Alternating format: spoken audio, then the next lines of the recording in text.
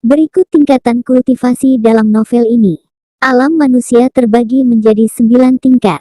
Alam tempering tubuh 9 tingkat. Alam bumi 9 tingkat. Alam langit 9 tingkat. Alam ilahi 9 tingkat. Alam abadi 9 tingkat. Alam abadi bumi 9 tingkat. Pembagian Master Arai. Tingkat 1 sampai 9.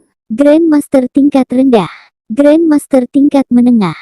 Grandmaster tingkat tinggi. Di setiap tingkat Grandmaster terbagi 3 alam masing-masing. Setelah pertemuan antara mereka, mereka memutuskan untuk menjaga Lintian dan juga melatihnya, dan mereka juga berpikir untuk melaporkan masalah yang ada pada Lintian itu kepada guru mereka. Setelah itu pemimpin sekte langsung ke tempat guru mereka berlatih. Lintian dibawa oleh ibunya ke sebuah puncak yang indah, di mana tempat itu disebut dengan puncak bunga. Di sana dipenuhi dengan bunga-bunga yang bermekaran, dan juga penuh dengan ki yang cukup melimpah. Di puncak itu terdapat beberapa murid yang sedang berlatih, dan juga ada beberapa murid yang sedang bertarung. Yang mana semua murid di sana perempuan. Dikatakan di dalamnya itu semua adalah wanita yang sangat cantik seperti bidadari, yang terkenal di antara mereka adalah Jiang Yi dan Lulu. Mereka juga adalah generasi muda yang menjanjikan, dan juga Jiang Yi adalah murid dari tetua Kier atau peri Kier, yang kecantikannya seperti peri. Walaupun mereka tidak pernah melihat wajah aslinya, karena penutup cadar yang dipakainya. Wah, ibu indah sekali, apa di sini Aner akan tinggal? Ya, kamu akan tinggal bersama ibu di sini, nanti ibu akan mengajarkanmu seni bela diri dan juga pengetahuan yang ibu tahu. Jadi jangan malas. Jika malas ibu nanti akan menghukummu, kata ibunya sambil tersenyum. Belajar, Aner tidak suka belajar. Aner suka bermain, tapi ibu mengatakan Aner akan dihukum jika tidak belajar. Jadi Aner akan belajar. Lintian mengeluh tapi dia tetap menuruti apa kata ibunya itu. Hal itu membuat peri Kier tersenyum dan menggosok kepala Lintian dengan lembut. Sambil terbang menuju puncak, mereka bertemu dengan beberapa murid di sana dan mereka memberikan hormat kepadanya. Tapi setelah peri Kier dan Lintian lewat, mereka bingung melihat anak yang dipelukan guru mereka itu. Siapa itu? Bukankah itu anak laki-laki? Kenapa bisa ada laki-laki di puncak kita? Kata seorang murid perempuan dengan bingung kepada temannya. Aku pun tidak tahu, jangan tanya aku juga bingung. Mereka pun kebingungan dengan apa yang mereka lihat tadi. Terlintas di pikiran mereka, apa jangan-jangan dia anak guru. Mata mereka sambil menatap dengan linglung dengan pikiran mereka. Peri Kier dan Lintian sampai di puncak, di mana terdapat sebuah rumah kayu yang cukup besar, dan di sekitarnya terdapat arai yang cukup kuat. Nah, kamu akan tinggal dengan ibu di sini, ingat jangan mengganggu kakak-kakakmu. Yang di sana tadi mereka sedang berlatih, jika ingin keluar beritahu ibu. Lintian mengangguk. Bagus, ayo masuk, ibu akan memasak buatmu, dan juga setelah itu ibu akan memandikanmu, biar anak ibu terlihat tampan. Iya bu, balas Lintian. Mereka masuk ke rumah, setelah itu dia memandikan Lintian dan memberi makan Lintian. Setelah makan, anak kecil itu berlari-lari di sekitar rumahnya dan bermain, sampai dia kembali ke tempat ibunya dan berbicara dengan ibunya. Ibu, Lintian punya telur. Telurnya bergerak buk, sambil memperlihatkan telur itu kepada ibunya.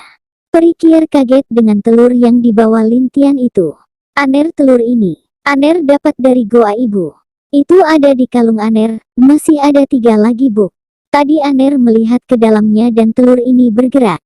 Dalam kebingungan, telur yang ada di pelukan Lintian itu jatuh dan tiba-tiba retak tepat di depan mata mereka berdua. Dan beberapa saat tiba-tiba di dalam telur retak itu keluar kepala yang seperti kepala naga kecil, yang berusaha keluar dari telur itu. Setelah keluar dari telurnya, naga itu memakan cangkang telurnya sampai tak tersisa, lalu dia menatap Lintian dan juga peri Kier. Setelah beberapa saat, naga itu berjalan kecil menuju Lintian dan menggosok-gosokkan kepalanya ke kaki Lintian.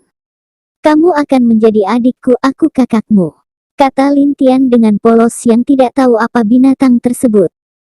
Peri Kier yang bingung tidak dapat percaya dengan apa yang dia lihat. Itu naga asli. Bahkan di dunia ini naga adalah salah satu makhluk tertinggi, yang sangat kuat bahkan dikatakan 4 dari makhluk suci. Dia masih linglung dengan apa yang terjadi. Ibu lihat, dia akan jadi adik Aner, asik aku punya adik dan teman bermain. Nak ingat, simpan kembali naga ini ke dalam kalungmu, biarkan dia di dalam. Jangan biarkan keluar. Ibunya bicara dengan menghela nafas. Walau dia masih terkejut, tapi dia juga berpikir tidak boleh sampai ada yang melihatnya. Karena mungkin naga ini bisa membantu dan melindungi anaknya setelah dewasa nanti. Kenapa Bu? Kenapa tidak boleh bermain di luar? Dengan sedih dia bertanya. Nanti dia diambil orang lalu dibunuh, apa kamu mau adik nagamu diambil dan dibunuh oleh orang Nak? Bahkan mungkin ibu dan bibimu juga dalam bahaya. Katanya sambil memperingatkan Lin Tian dengan halus. Oh gitu ya Bu. Lin Tian mengerti sekarang Bu. Walau dia kurang mengerti tapi karena ibunya berbicara dia menurutinya. Bagus, sebelum itu kita harus memberikannya nama. Karena dia naga, dan suku naga memiliki nama keluarga Long. Kita akan memberikan nama Long Yang. Ibunya berpikir sambil tersenyum kepada anaknya dan naga kecil itu. Kenapa tidak ada nama Lin Bu? Buk, bagaimana dengan Lin Long? Soalnya Aner pernah membaca jika dia saudara, dia harus memiliki nama yang sama dengan saudaranya. Lin Tian menatap ibunya dengan polos. Naga itu juga mendengar nama Lin Long yang diberikan Lin Tian dan mengangguk sambil menatapnya juga. Benar, bagus namanya. Sekarang namamu Lin Long, sudah bawa dia masuk ke kalungmu lagi. Kata ibunya. Aner tidak tahu caranya Buk. Lin Tian menundukkan kepalanya dengan sedih. Mendengar Lin Tian menjawab seperti itu, dia terkejut lalu berpikir. Mungkin Lin Tian tanpa sadar mengeluarkan telur itu, karena kedekatannya dengan kalung itu yang terdapat darahnya di sana. Dia tersenyum dan berbicara sambil menggosok kepala Lin Tian. Cobalah fokus lalu tenangkan pikiranmu dan gunakan pikiranmu, lalu bayangkan naga dan cincin itu adalah satu, kamu memasukkan naga itu ke dalam kalung itu. Dengan membayangkannya kamu satu dengan kalungmu. Lin Tian mengikuti instruksi dari ibunya, lalu mencoba membayangkan hal seperti itu, dan lalu dia berhasil, naga itu menghilang dan masuk ke dunia yang ada di kalungnya itu. Ibu, aku berhasil. Dia meloncat-loncat dengan gembira. Bagus, anak ibu memang pintar. Katanya sambil mengelus kepala Lin Tian, dia merasa anaknya ini dapat dengan mudah belajar. Jadi dia berpikir ingin mengajarinya. Dia menyuruhnya membaca buku yang ada di sekte, baru setelah itu dia mengajarkan seni bela diri kepada anaknya. Di suatu tempat di dalam pintu sekte yang cukup dalam dari sekte tersebut. Ada pemimpin sekte yang sedang berlutut di depan pintu dan berkata, murid Bing Xian menghadap guru. Setelah pemimpin sekte berbicara, hanya ada keheningan di sana dan tidak ada suara. Beberapa saat kemudian, terdengar suara dari dalam dan pintu pun terbuka dengan sendirinya. Masuklah. Setelah itu, pemimpin sekte berdiri dan masuk ke dalam ruangan tersebut. Di dalam ruang tengah tersebut ada seorang perempuan yang sedang duduk. Perempuan itu sangat cantik, rambut dan mata birunya membuat dia semakin mempesona. Dia adalah guru dari Peri Kier, dan dua saudarinya Bing Ning, yang mana tingkat kultivasinya sudah mencapai tingkat abadi tahap 8. Guru, ada yang ingin ku bicarakan denganmu. Pemimpin sekte berbicara dengan hormat. Karena kalau bukan karena gurunya ini, dia tidak akan bisa sampai seperti ini. Karena dia telah membawanya dan membantunya berlatih seni bela diri, dia bisa sampai seperti ini. Selain itu, karena saudarinya ini juga, dia bisa terselamatkan. Lalu saat dia dan saudarinya mengikuti gurunya ini, dia mengubah nama depannya sama dengan gurunya. Yang dimaksud adalah tetua agung di sekte tersebut. Dia adalah saudari kandungnya, mereka bersaudara dan dari keluarga yang dihancurkan oleh musuh keluarganya. Walau Peri Kier juga saudara mereka, tapi Peri Kier yang dijemput oleh gurunya, dia adalah seorang yatim piatu di sebuah desa. Yang saat itu Peri Kier dirawat oleh para petani di sana, yang hanya manusia biasa. Saat itu guru sedang berkelana di luar dan akhirnya membawanya ke sekte. Dari itulah namanya berbeda dengan mereka, tapi walau begitu, Mereka bertiga tetap saling menyayangi sebagai sesama murid. Apa yang ingin kamu bicarakan? Apa tentang anak yang dibawa Kier? Iya, guru, ini tentang kultivasi anak itu. Kultivasi? Bukannya dia hanya anak-anak, anak-anak mana ada kultivasi? Emang ada apa? Dia dengan bingung menatap muridnya ini. Itu, saat kami memeriksanya kultivasinya sudah di tempering tubuh guru. Bahkan tempering tubuh tingkat 5 puncak guru. Dengan sedikit merasa aneh dia tetap berbicara dengan gurunya. Apa? Mendengar muridnya berbicara seperti itu, dia kaget bukan main.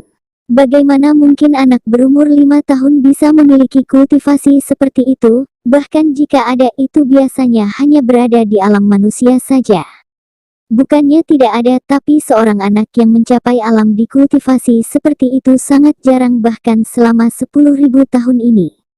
Iya guru, mana mungkin aku berbohong denganmu guru, kata pemimpin sekte tersebut. Sebelum ini dia juga kaget dengan semua yang dia lihat.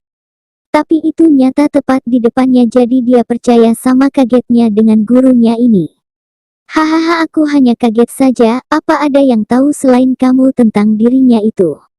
Tanya leluhur agung. Tidak guru, kecuali Zuer dan Kier, jawab pemimpin sekte. Bagus, kalau begitu rahasiakan tentang lintian ini kepada yang lain, kita akan merawatnya dan juga mengajarinya dengan semua yang kita tahu. Leluhur berkata dengan penuh semangat. Tapi guru, jika dia dewasa nanti apakah itu tidak berbahaya dengan kehormatan sekte kita? Yang hanya menerima perempuan saja di sini. Tanya Bing Zian. Itu tidak masalah, karena hanya sebuah peraturan yang dibuat olehku, bisa diubah.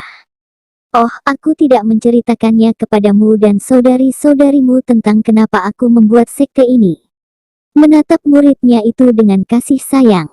Dia menganggap dua muridnya ini seperti anaknya sendiri, dia sangat menyayangi mereka, dan juga merawat mereka. Mengajari mereka dengan semua yang dia tahu.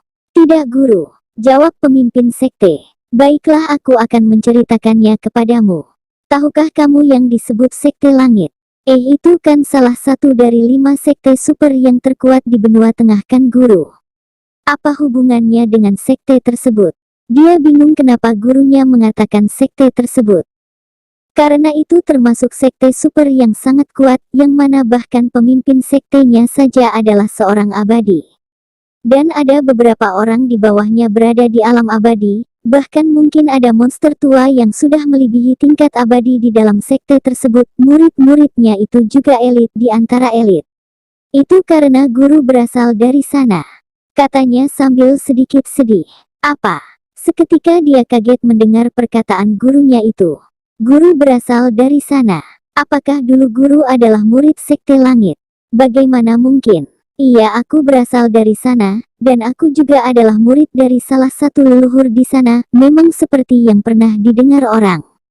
Ada monster tua yang melebihi dari alam abadi di sana, dan aku salah satu muridnya, dan juga termasuk tetua penting di sana. Jelas gurunya. Dia berbicara dengan menghela nafas. Apa? Bahkan guru adalah murid seseorang yang besar di sana, dan juga tetua.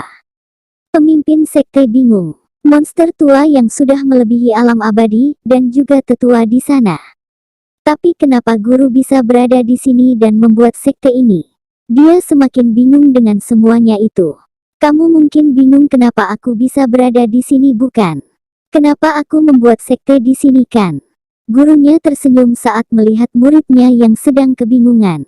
Iya guru, muridmu tidak mengerti. Itu terjadi 200 tahun lalu sebelum guru bertemu dengan kalian. Guru bertengkar dengan saudara guru karena dia tidak mau membantu guru menolong teman guru yang sedang susah di dalam keluarganya. Guru bermaksud untuk membantu dia masuk ke sekte dan membuat orang-orang di keluarganya percaya bahwa dia juga bisa menjadi seorang kultivator hebat. Tapi saudara guru yang saat itu adalah pemimpin sekte tidak mau menerimanya dan bahkan mengusirnya dari sana. Kata leluhur dengan menghela nafas. Lalu apa yang terjadi guru? Kenapa guru bisa keluar dari sekte kalau hanya masalah itu? Dia bingung kenapa gurunya keluar jika hanya masalah itu saja. Itu karena guru tak sengaja mendengar teman guru berbicara tentang guru. Dia hanya memanfaatkan guru agar bisa masuk ke sana untuk menaikkan posisinya di keluarganya dan membantu keluarganya. Dia juga bilang dia tidak tulus dengan guru, dia hanya memanfaatkan guru saja. Saat itu guru hanya wanita yang polos dan juga hanya dia teman guru di sana karena guru jarang berinteraksi dengan murid-murid lain. Kecuali saudara-saudara guru. Dia mengingat itu dengan sedih. Itu membuat guru malu kepada saudara guru, padahal dia sudah mengingatkan guru jangan mudah percaya kepada seseorang seperti itu. Di saat guru marah, dia mengusir teman guru itu, tapi dia tetap baik hati dan menasehati guru. Bahkan saudara guru yang lain juga menasehati guru, tapi guru tidak percaya kepada mereka. Padahal mereka selalu melindungi guru dan menyayangi guru. Mengingat saudara-saudara yang sangat menyayanginya itu, membuat dia merasa bersalah. Saudara-saudara itu juga memperlakukannya dengan baik dan menyayanginya dengan tulus, tapi dia mengecewakan saudara-saudaranya. Setelah guru tahu sifat aslinya, guru merasa sedih karena telah mengecewakan saudara-saudaraku dan pergi dari sana. Aku malu untuk kembali ke sana, mereka tidak mempermasalahkannya tapi aku malu dan pergi dari sana tanpa sepengetahuan mereka. Air mata jatuh ke pipinya saat mengingat itu. Muridnya juga ikut merasa sedih. Mungkin gurunya sedih berpisah dengan keluarganya, dan ingin kembali tapi guru malu untuk kembali. Karena dia telah membuat saudaranya kecewa, walau itu hanya pikiran dari gurunya tapi dia merasakan rasa bersalah kepada saudaranya itu. Tidak apa-apa, setelah guru menetap di sini dan menemukan kalian, guru akhirnya membuat sekte dan seperti inilah sekarang. Ingat Xian, percayalah pada saudari-saudarimu, lindungi mereka dan buat mereka bisa merasa aman di sekte ini. Katanya menatap muridnya itu. Baik guru, Xian akan melakukan perintah guru, katanya tegas. Masalah Lintian di sini tidak masalah, nanti setelah umurnya cukup. Guru akan mengajarinya, mempunyai cucu seperti itu juga cukup menarik. Aku sudah mempunyai cucu juga, dia tersenyum memikirkan Lintian kecil itu. Kier pasti menyuruh dia membaca mulai besok tapi jika kultivasi dia mulai naik ke tingkat alam bumi. Biar guru yang mengajarinya, ucap Master Sekte. Baik guru murid mengerti, balas pemimpin sekte. Sudah kembalilah, lakukan tugasmu, guru akan melanjutkan kultivasi. Dia berkata dengan lembut, baik murid mohon diri. Pemimpin sekte berbalik dan keluar dari ruangan itu. Saudara, apakah kamu merindukanku? Minger merindukan kalian, apa kalian baik-baik saja di sana? Gumamannya di dalam hati sambil menangis sedih memikirkan saudaranya itu. 2 tahun setelah Lintian berada di sekte salju.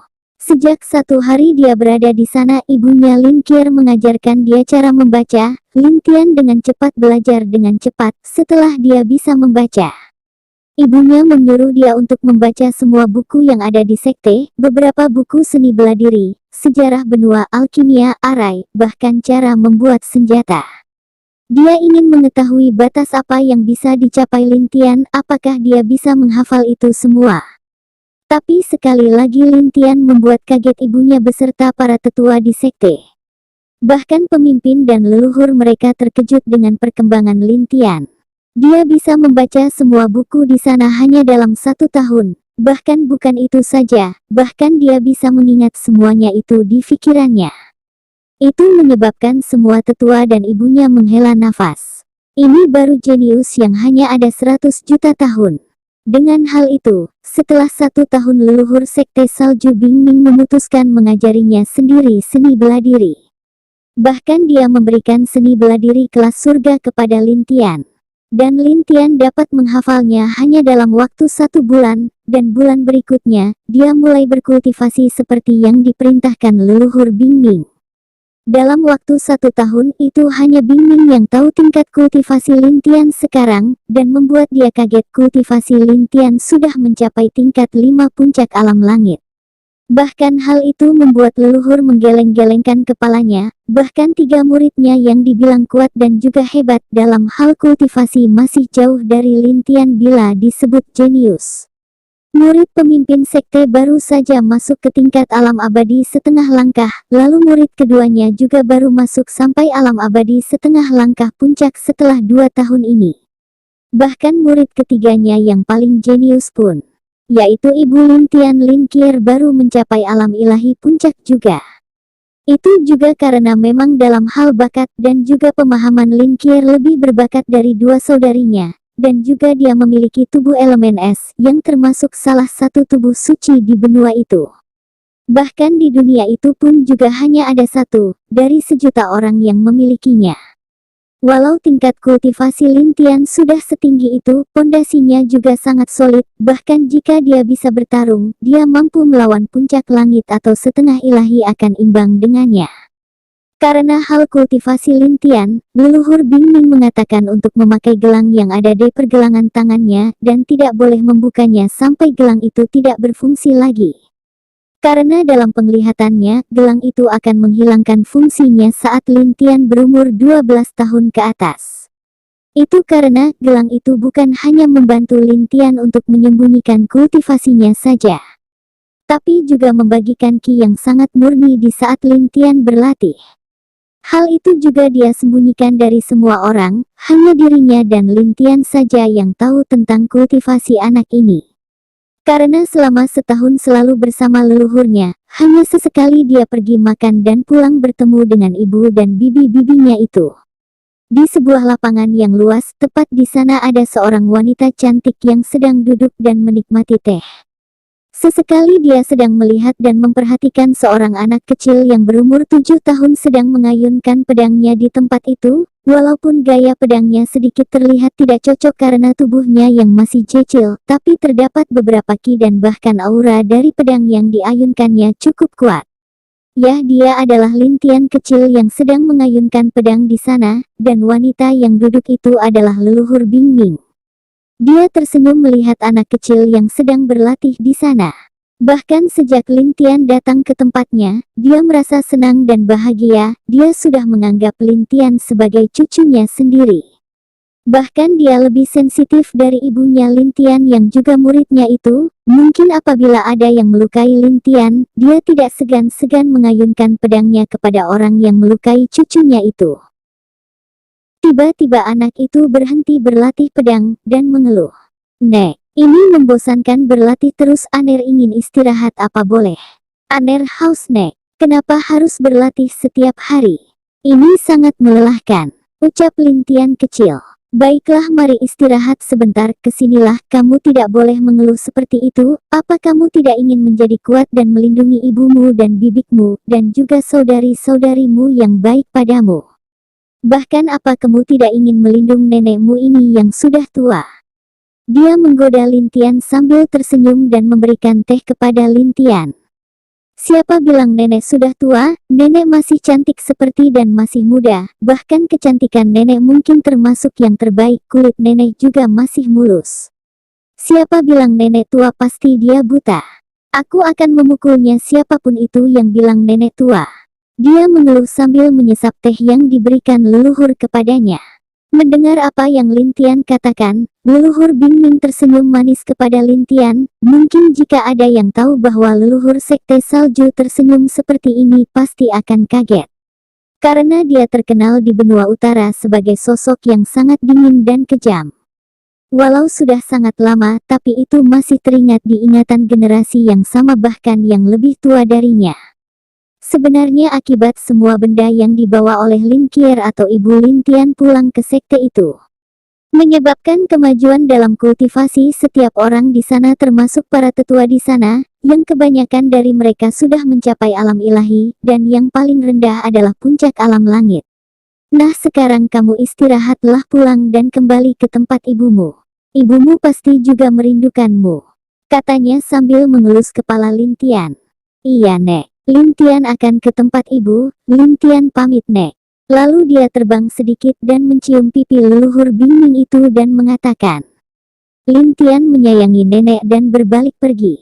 Melihat kelakuan Lintian itu, membuat leluhur Bingming semakin menyukai Lintian. Bahkan dalam hatinya dia berkata, Siapapun yang menyentuh cucuku yang tersayang, aku akan menghancurkan seluruh keluarganya menjadi debu." Dia tersenyum dan melanjutkan menyesap tehnya. Meski begitu, dia masih mengingat kenangan masa lalunya tentang saudara-saudaranya di benua tengah. Setelah keluar dari tempat leluhur, Lin Tian berjalan menuju puncak bunga tempat ibunya tinggal. Di kepalanya tiba-tiba muncul kucing kecil yang langsung tidur di atas kepalanya. Kucing kecil itu sangat menggemaskan dan lucu. Itu adalah salah satu telur yang menetas dari dalam kalungnya. Setelah telur naga menetas, lalu telur yang berisi kucing itu menetas, dan lalu ada burung dan kura-kura yang menetas setelah itu. Kucing itu adalah harimau suci, burung itu adalah seekor phoenix, dan kura-kura itu juga adalah kura-kura suci. Semua telur yang menetas adalah binatang suci yang berada di atas seluruh binatang suci. Lin Tian lalu memberi nama kucing kecil itu Lin Bai, Lin Feng dan Lin Gui. Dan juga kultivasi mereka berempat saudara tidak kalah dengan Lin Tian. Lin Long sudah berada di tingkat alam ilahi bersama dengan Lin Feng, dan juga Lin Gui berada di setengah alam ilahi. Sedangkan Lin Bai, dia masih di alam langit sama dengan Lin Tian. Dan juga di antara mereka, Lin Bai lah yang selalu menempel pada Lin Tian, dan paling malas di antara 4 binatang iblis suci itu. "Kakak, kemana kita? Apa kita pulang untuk bertemu bibi?" Kucing kecil itu berbicara melalui telepati ke Lin Tian dengan malas. "Iya, kita akan pulang, aku sudah lapar, ayo aku akan coba memanggil Pupi," katanya. 4 binatang itu sudah bisa berbicara kepada Lin Tian walau hanya telepati, dan mereka hanya bicara kepada Lin Tian saja, dan tidak ke yang lain, dan 3 dari mereka jarang keluar dari kalung Lin Tian itu. "Bagus. Ayo kakak, kita pulang, aku juga lapar." Kucing itu bersemangat dan mengeong seperti benar-benar kucing biasa. "Kau ini, kenapa hanya tahu makan saja, kenapa berbeda dengan Long kecil dan yang lainnya?" Lin Tian mengeluh sambil berjalan ke puncak bunga. Saat dia berjalan, dia akan bertemu dengan beberapa murid di sana dan dengan hormat memberi mereka salam. Murid-murid di sana tahu bahwa anak kecil ini adalah anak dari tetua mereka Lin Qier. Sesaat sampai di puncak dekat dengan sebuah rumah, Lin Tian berteriak, "Bu Aner pulang!" Sambil berlari menuju pintu.